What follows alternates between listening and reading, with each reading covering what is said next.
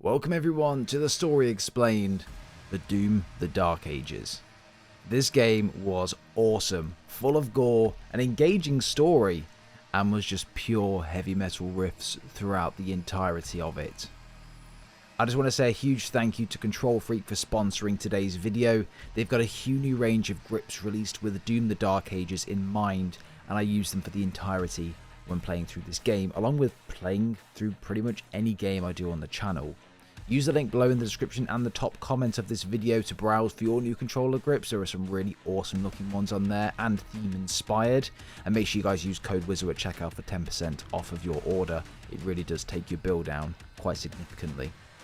Everyone, let's dive straight into the story explained for Doom, the Dark Ages. In the age of fire and ruin, when the legions of hell first set upon Argent, another came, an outsider, his path to their world carved in blood, for the demons could not escape his wrath. The Night Sentinels, desperate and broken, saw in him a weapon. Their gods, ever watchful, saw something more. They bestowed upon him strength beyond mortal flesh, speed beyond thought, a gift now tethered to their will.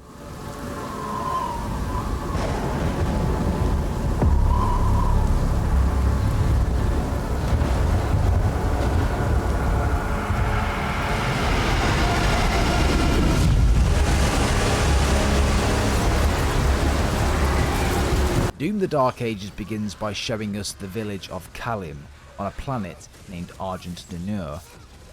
Hell has taken over, with beasts ravaging the people living there. We then pan to two new characters, the Hell Priest and the Witch. They're looking for something called the Heart of Argent. They've been hunting for it for a while, destroying villages on Argent and killing innocents looking for it. But they must hurry, because if they're taking too long to find it, the humans will summon him.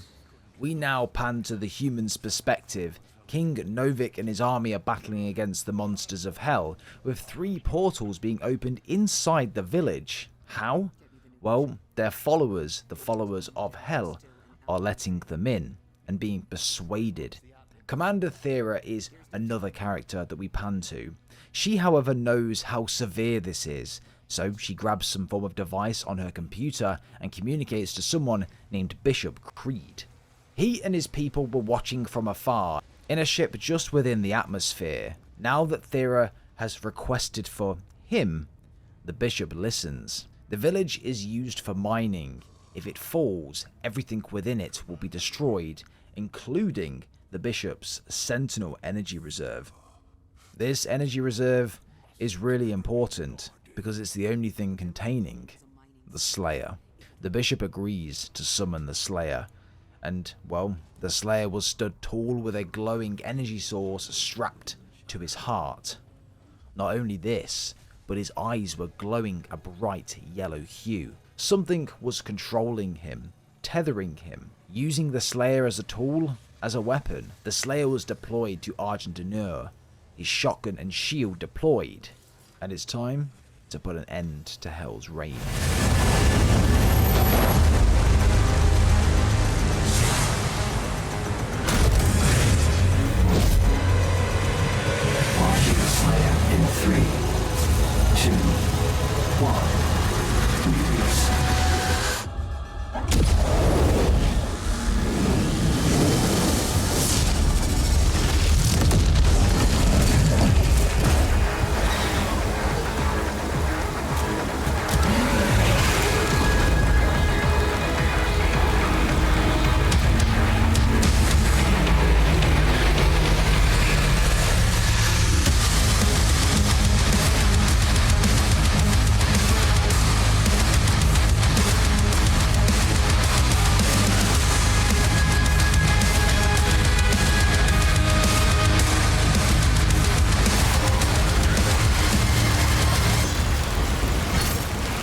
When the Slayer got on the ground, it was worse than anyone expected. Buildings and all infrastructure around destroyed. Seeing traitors worshipping hell and its monsters, you can see them. as you make your way through the village. The Slayer destroys all of the open portals inside the village, opened by the traitors and defended against not only the small monsters, but huge demons. The Slayer does what he's sent down to do, defend the village of Kalim, with the Sentinels watching on. And all of a sudden, the Slayer is transported back to the ship. However, Theria radios to King Novik, who was watching over the Slayer, saying, "They lied to us. They have him on a leash." The Maykrs felt a weapon as powerful as the Slayer should be guided. Novik agreed to this as well, saying that the Slayer wasn't one of them. The Maykrs wanted assurances that he wouldn't go rogue, as did Novik. However, in Hell, we met our main antagonist, Prince Azrak, all of the power of Hell, cowering before one man, the Slayer. Our enemy is divided, the time is now, and the heart of Argent gives us the power to conquer the beast and crush his allies. The power of the Horde is given to Prince Azrak to control. But first, there's one thing in his way. All of Hell are scared of the Slayer. Therefore, Azrak decides to try and avoid the Slayer as much as he can, and first focus his efforts on the humans and trying to break them. Once this is done, they will then resume their search for the heart of Argent. Azrak wants to weaken the Sentinels, and doing so, he targets their outpost. The Maykrs are watching on and are concerned. They're targeting their power sources, which is currently stopping the demons from opening a portal into this world. However, civilians are falling under the influence of demons and opening their own portals, allowing them to come through. If the barrier was to break, they'll be infested. The Slayer, however, is stood on a platform awaiting for his next deployment, completely hypnotized by the Maykrs. But he then begins to have visions of some form of symbol.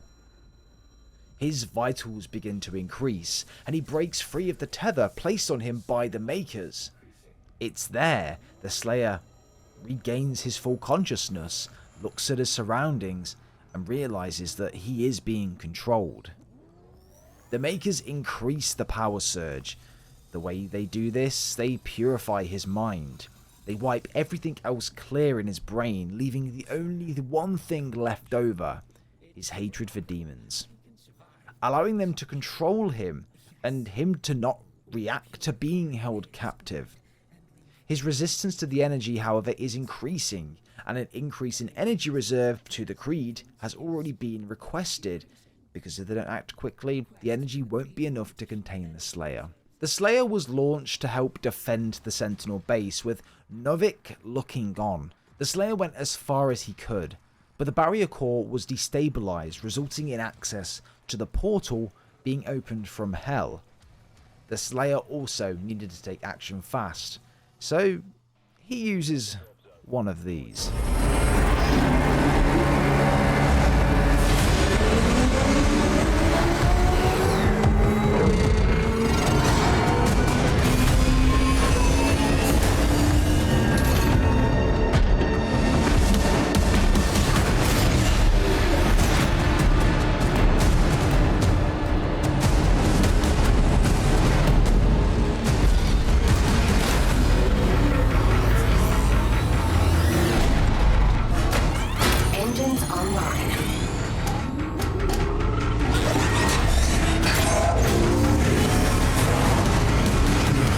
Established.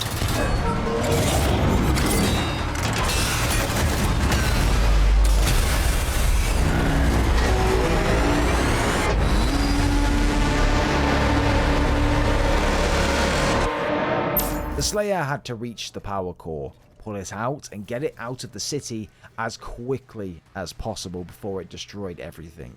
The Slayer gets out of there and destroying it in the best way he could, shoving it down the throat of a demon. The Slayer jumps out of the mech and into a dropship with Theria. The transdimensional barrier, however, was destroyed, meaning now there is no protection from Hell's portals, and demonic activity is surging rapidly. The Creed requested an immediate report, so they returned to the Sentinel barracks. While in the meantime, a priest named Diag Loric carried out some form of a ritual for Prince Azrak, saying the heart of Argent was sealed within a chamber, one no one could open. Now the transdimensional barrier is down, Prince Azrak's next move is anticipated by King Novik. The Heart of Argent, discovered in AR 722, was an artifact said to contain the soul of the last Wraith. This is what Prince Azrak wants, to utilise the power of the last Wraith to take over Argent D'Nur and allow Hell to infiltrate. The Slayer did what he could, however the battle was far from over. The Slayer walked down to the hangar bay to summon his dragon. More was needed to be done. The Slayer, well, had two dragons fight over him, until the right dragon found him.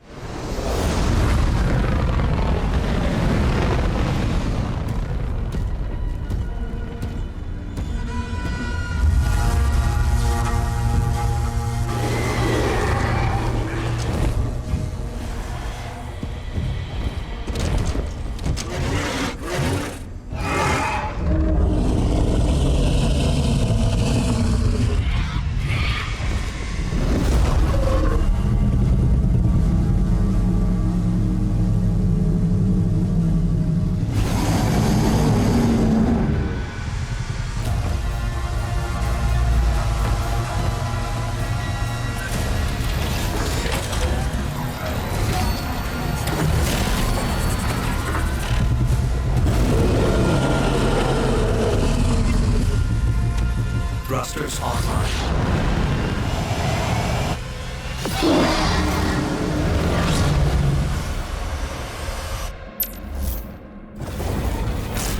He boarded it and took off to fight. There were a series of hell carriers infiltrating the city that needed to be taken out. The Slayer flew around on his dragon to destroy them and find the Heart of Argent. He became aware of the location, and as he went inside, there was the Witch and Prince Azrak. They blocked the Slayer from entering whilst a horde of monsters behind him approached. But the Prince now knows of the Heart's location and was at the very tip of his fingers. But then in walks King Novik. The Sentinels had placed charges under the city, disrupting the balance whilst Novik grabbed the Heart and evacuated, leaving Prince Azrak and the Witch without. They returned to the Sentinel stronghold as Novik wore the Heart around his chest. A new vault is being built, but in the meantime he must hold on to it. Thera, however, urged Novik to let the Slayer guard it, but he disagreed. If it's true what they say, and it's part of their heritage, not the Maykrs, he will guard it. There's no sign of activity when looking over the stronghold, with the Sentinels thinking maybe the demonic presence may be stopped, and could the Prince have died in the collapse of that stronghold? However, the Maykr are in discussion. Do they launch the Slayer again? Because the demonic forces are quickly infiltrating, and they didn't tell the Sentinels. And the Slayer, well, he could see this on the monitor in front of him, with screams of innocent people playing on loop in the back of his mind. He begins to struggle, his vitals increase, and he breaks the energy barrier again.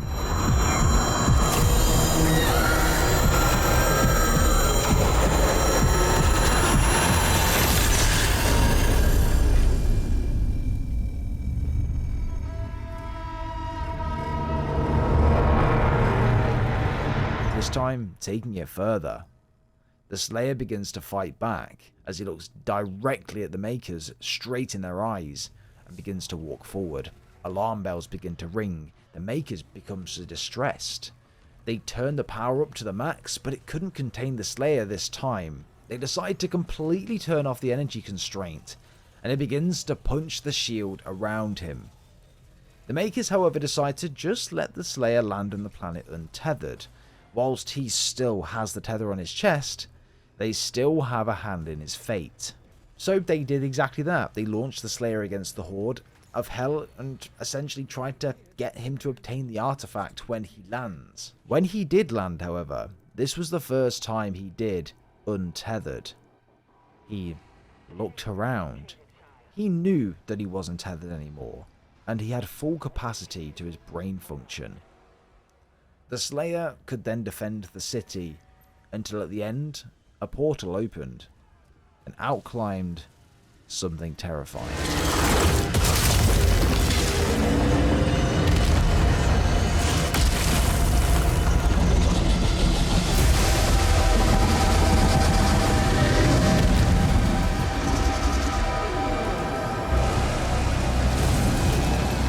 A Sentinel mech tried to fight against it, but was tossed into the shield barrier, causing a power surge, sending it to completely disable. Hell now have full access to the entire Sentinel castle.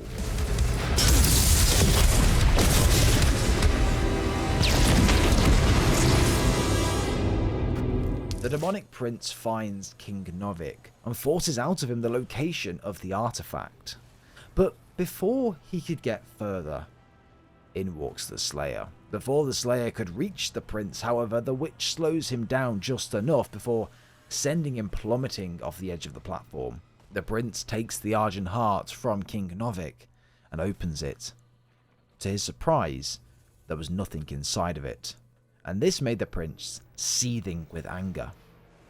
He urged him to tell him where it is. Where is the thing that's meant to be inside of this casing? Before, behind him, the Slayer did something absolutely badass.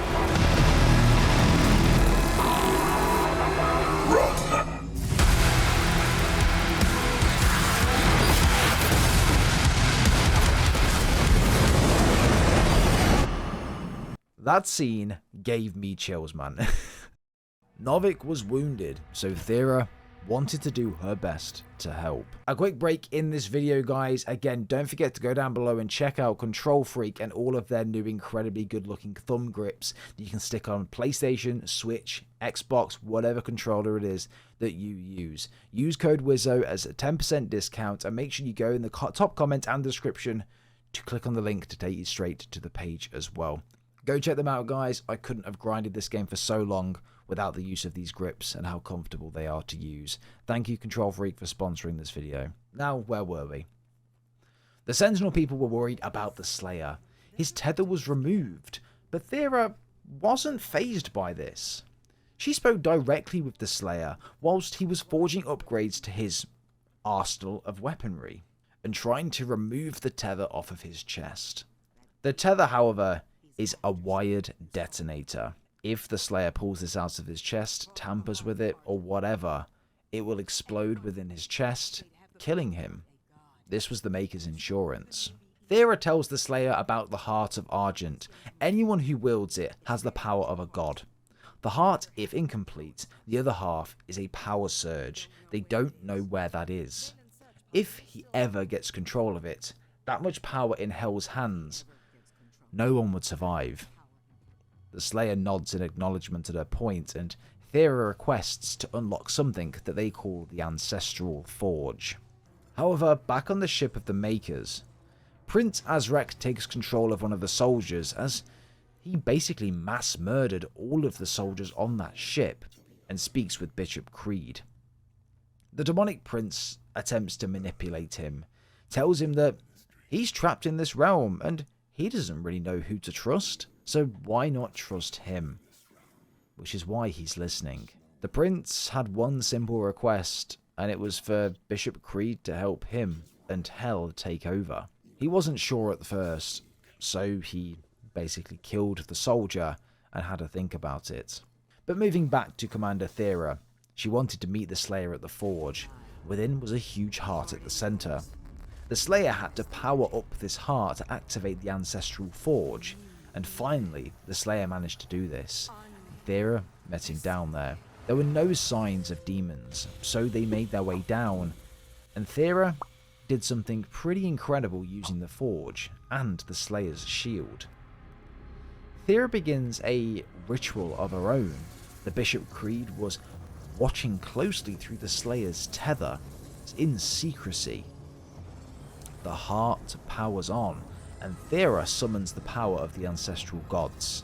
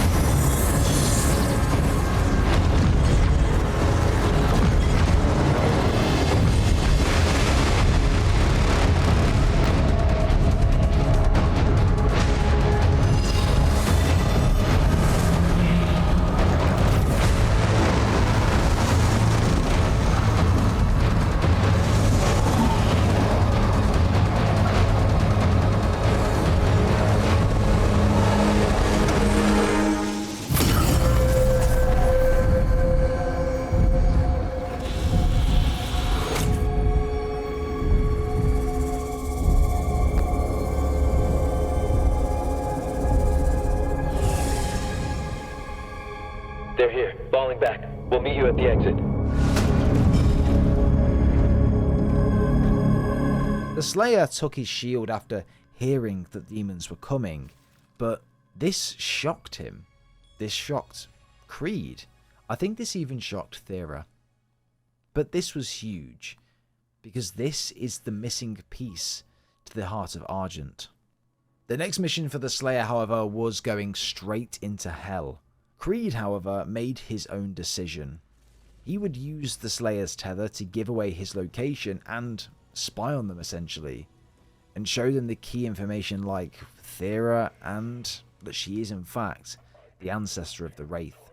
Thera is the heart of Argent, and no harm must come to her because hell need her. The true scope of Thera's power is unknown to even her, which is why she hasn't utilised it before, even now, against the forces of hell, because she doesn't know she can do it.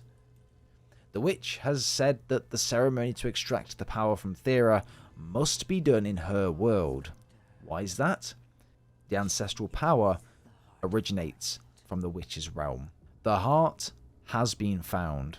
Now, the witch has requested the prince to return her god to them. Prince closes the gates to the fortress, and the Slayer, well, begins to make his way. The Slayer finds and repairs a mech, which he was able to use and power on in order to infiltrate the stronghold. Once he gets into this castle, Thera radios to the Slayer saying Bishop Creed has requested a meeting with her, and that she's opening a portal to bring him back to the command center. The Slayer enters and makes his way back. When the Slayer gets back, however, all of the doors denied him access, before hearing an explosion and disruptions outside.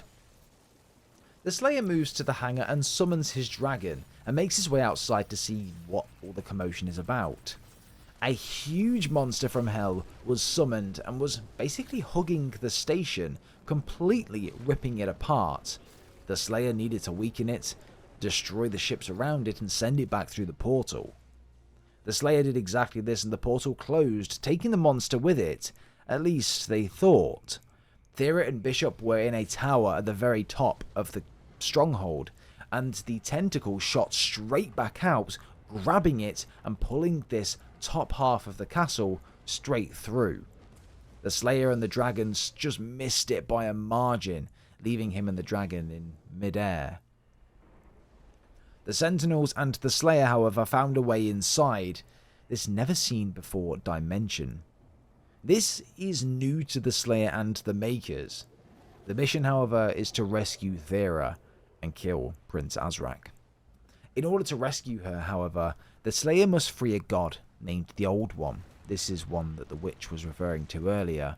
And when he does, he latches onto the side of it and flies into this portal where Thera was being held, the cosmic realm.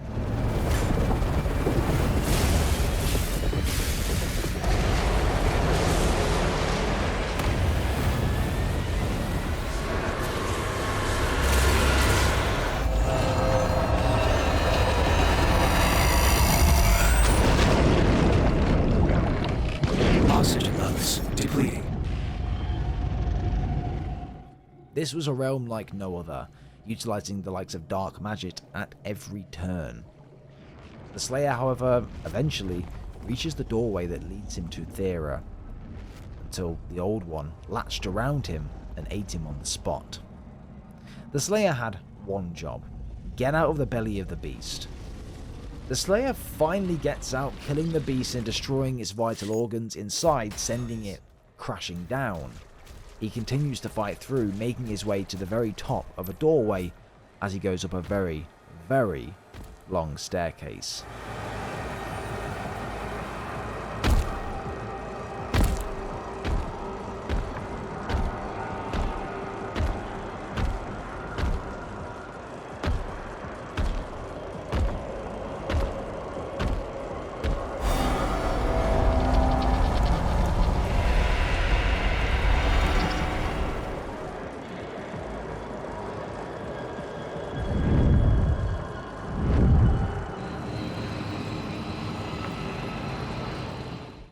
The Slayer walked slowly toward Thera, tried to pull her out of this trance that she looked to be in, but her power was too strong, even for the Slayer.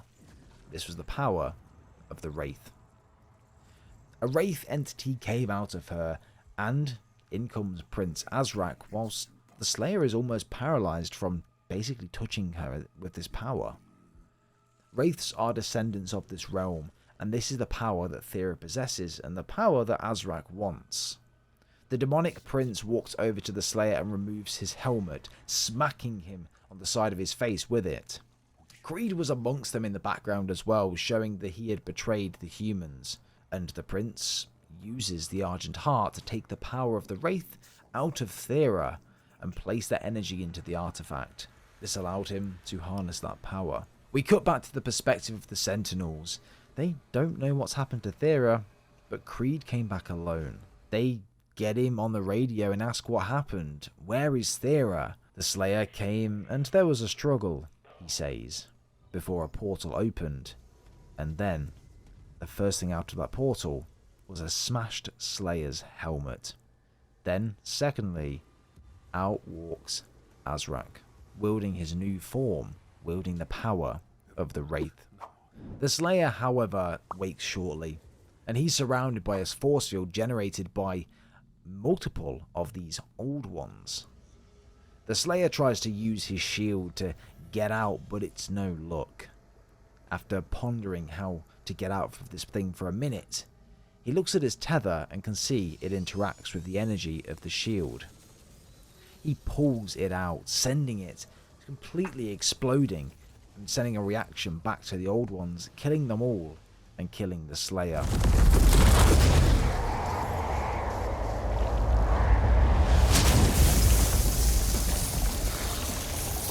However, something happens. The Slayer falls into a pit of acid, and it completely dissolves him. Brutal, without mercy. But you will be worse.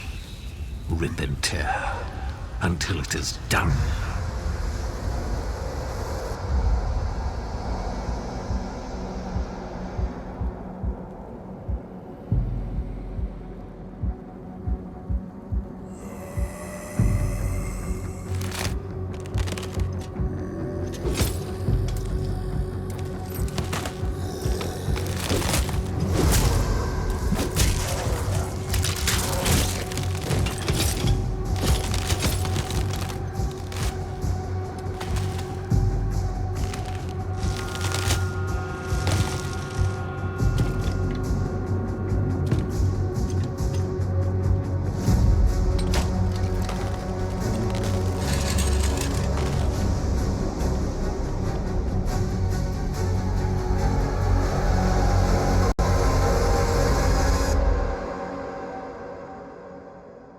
The Slayer had to return to the mortal plane, and to do this he needs to break through the gate. He commandeers a ship that he sails and sets his sight on the doorway, with only one goal in mind: break through.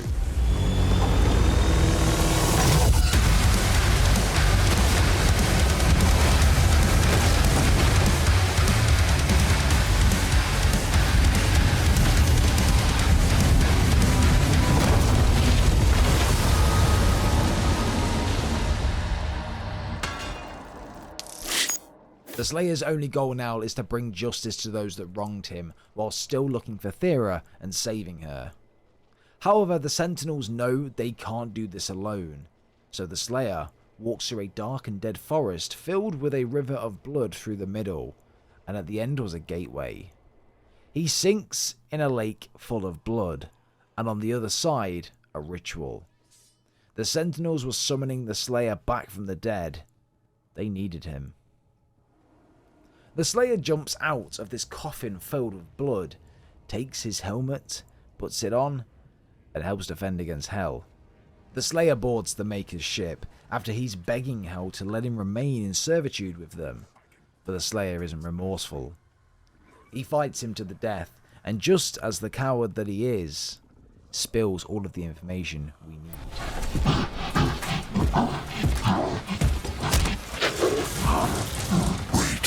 Wait! Thera.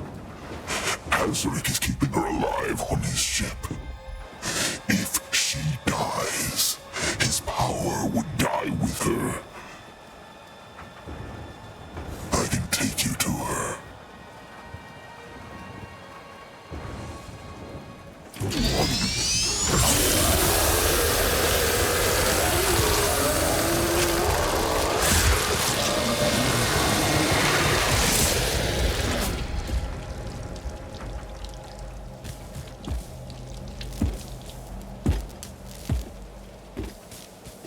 Thera was being held captive in a confined chamber. Azrak was utilizing all of her power to summon demons into Argent, and the Sentinels had to fight back. The Slayer and the Sentinels used Maykrs to take out the giant demons and finally kill the old one, the thing the Slayer freed. The Slayer walks out of the mech, and there he's faced with Prince Azrak. He can never rule as king if the Slayer is still alive, so he fought against him in a long, drawn-out battle. However, midway through, the Slayer was stabbed by Prince Azrak. Just as he thought that it could be over, in comes the Slayer's dragon. He tried to fight back against Azrak as much as he could, sending a barrage of flames down as he covered himself with his wings. But he wasn't strong enough. His dragon was killed.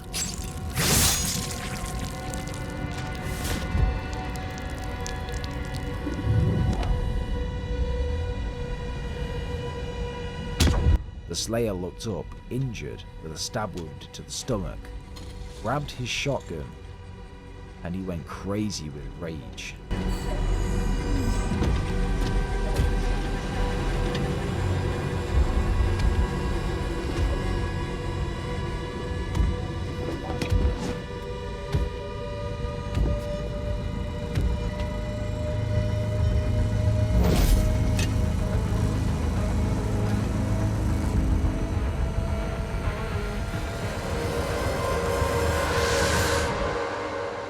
His dragon, his only family of some could say, was defeated by the one person that he wanted to kill. This was not going to sit right with him. The Slayer finally bested Prince Azrak, kicks him over, grabbing the Argent heart and ripping it away from his chest. This removed the power from him, taking him back to his original form, leaving Thera to completely erupt with power in her cell. Azrak's still alive and is transmitting from Hell, so there's only one thing they need to do, and that's go and find him. But in the meantime, in comes Thera. The Slayer hands Novik the Heart of Argent, and he walks over to Thera to put her out of this trance. The Slayer walks over to his dragon and paid his respect for a moment, and then begins to walk on again. Novik frees Thera, bringing her back, and it's here she finally finds out her true potential.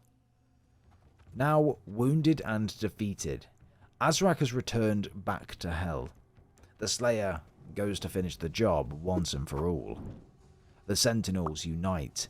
Thera uses her powers to open a portal to Hell. They enter and they finish the job.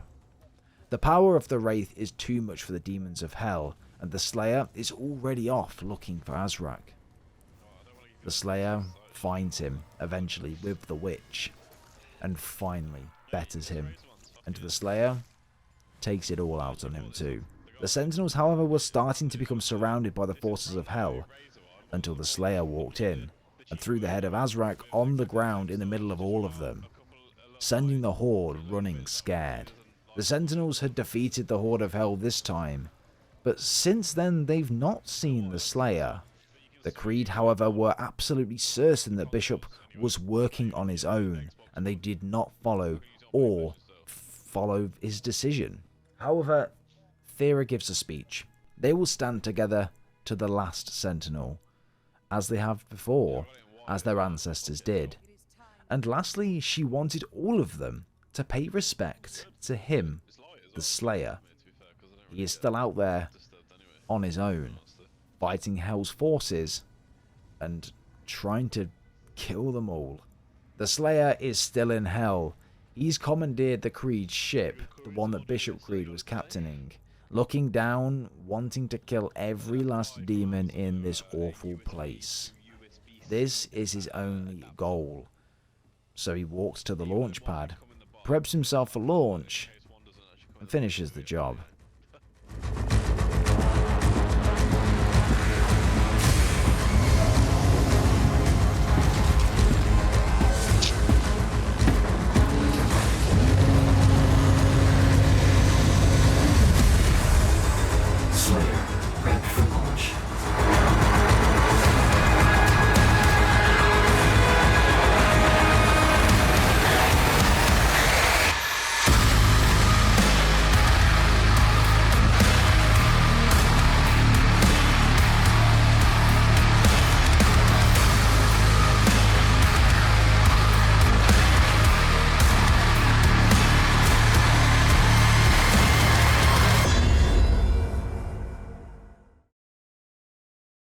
Ladies and gentlemen, that is the storyline of Doom the Dark Ages summarized for you in this video.